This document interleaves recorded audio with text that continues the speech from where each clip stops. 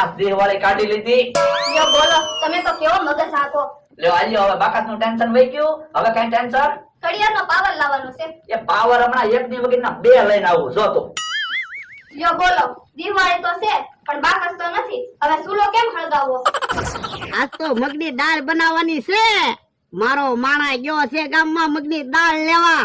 હમણાં આવે ને એટલે મગની દાળ, રોટલો, છાશ અને ડુંગળી ખાવાનું છે.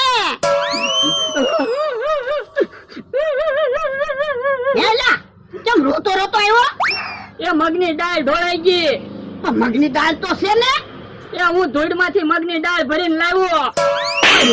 તું કેમ હાલે તે મગની દાળ ઢોળી નાખી? હવે આવી મગની દાળ કેમ ખાવું? પણ મેં દાળ ના ઢોળી, અમથાએ દાળ ઢોળી નાખી. હે અમથાએ દાળ ઢોળી નાખી? હા, દાળે ઢોળી નાખી ને મને ઢીબો. તો પણ તારે અમથાને નો ઢીબી ન ખાય. પણ એ અમથો ને ટીકમ બે હતા, બે થઈને મને ઢીબો. એ ભાઈનો પાવર બહુ વધતો જાય છે. એનું કાક વિચારવું પડશે. ઈ આમ આવે. આવા દે ને. તું કાઈ ન બોલતો. હમણાં જો તું.